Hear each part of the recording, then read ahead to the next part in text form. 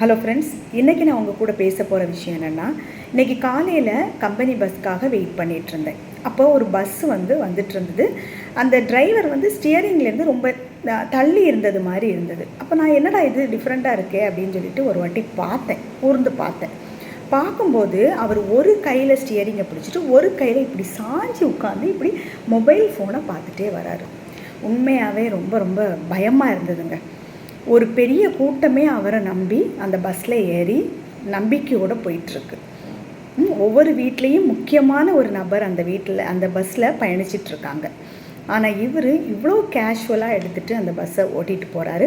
Bus ஒரு company bus மாதிரி இருந்தது. நான் சரியாக நோட் பண்ணவும் இல்லை, ஏன்னா நான் இதை எதிர்பார்க்கலை. இந்த மாதிரி ஒரு கடமையில் ஒரு உண்மையாக இல்லாமல் இருக்கிறது ரொம்ப ரொம்ப தப்பு. அது எந்த வேலையை நீங்கள் செஞ்சாலும் சரிதான், நமக்கு காவலாளி இருக்கணும் அப்படின்றது நம்ம நினைக்கவே கூடாது.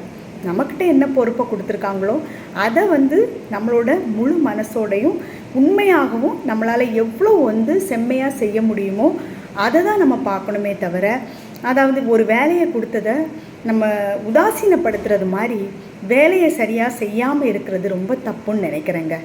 நன்றி.